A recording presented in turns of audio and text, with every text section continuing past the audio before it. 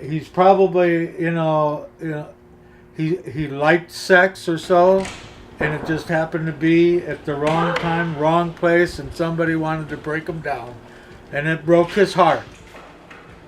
Hey, how are you?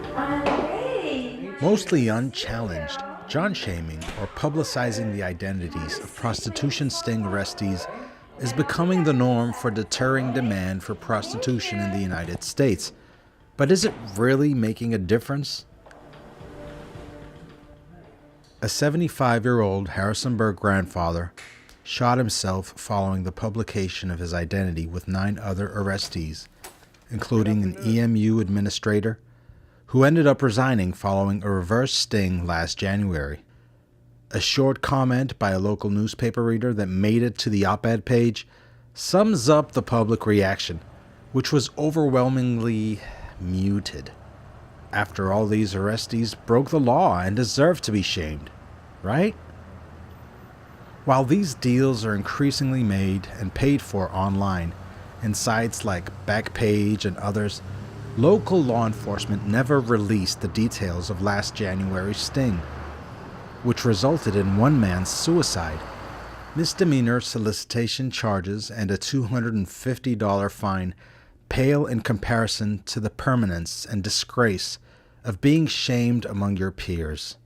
By trashing your community standing, does shaming help you reintegrate or just shun you altogether?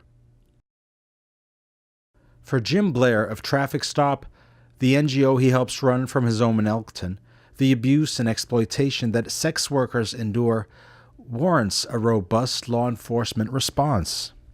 They broke the law. Now, if their name gets in the paper, well, whose fault is that?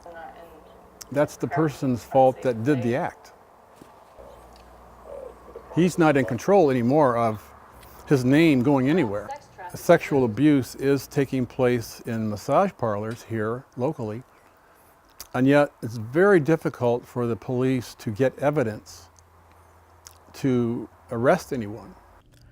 Unlike last January's reverse sting, where the procurer is charged with a misdemeanor, then shamed for making a deal to buy sex, usually from an undercover officer, Virginia's law keeps the door open for sexual acts that fall outside of intercourse. In essence, how do you say this? Stimulation by hand, which usually happens in massage parlors, is perfectly legal. Does it shame them? Of course it does. And I think I've never heard this from a policeman, but I think they would hope that that emotional shame would help to deter them the next time. You felt it, right?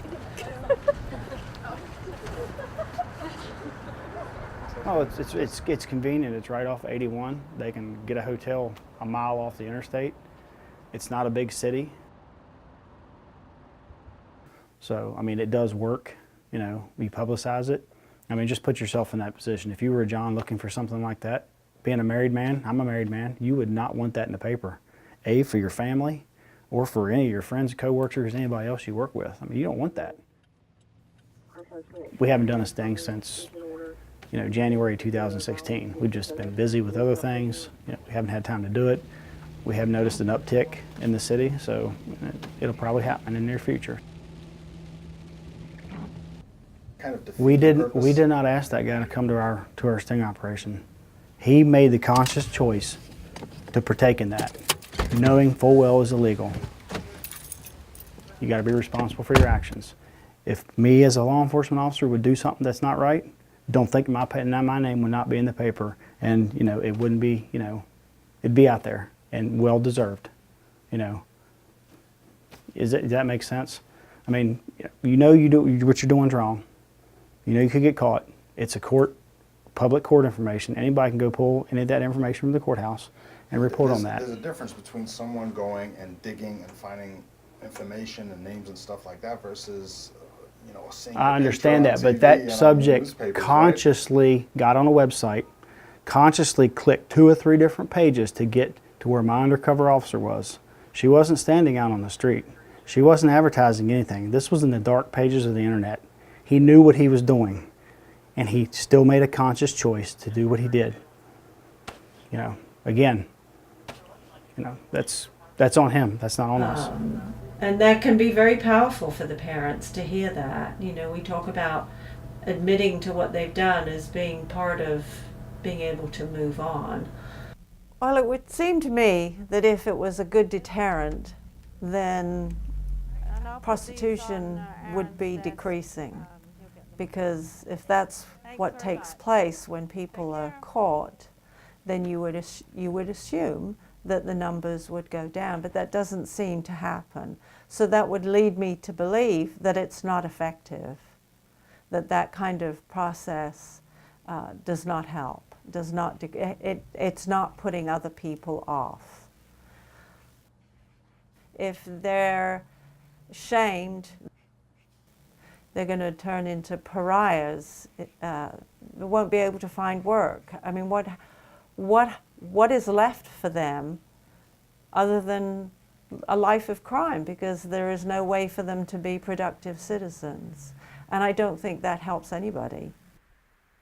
Shaming individuals who deviate from social norms is nothing new to human societies. Some argue it is a way to put a check on socially deviant behavior. But is it really about rehabilitation or revenge? For Breaking Through, Pierre Loza, Harrisonburg.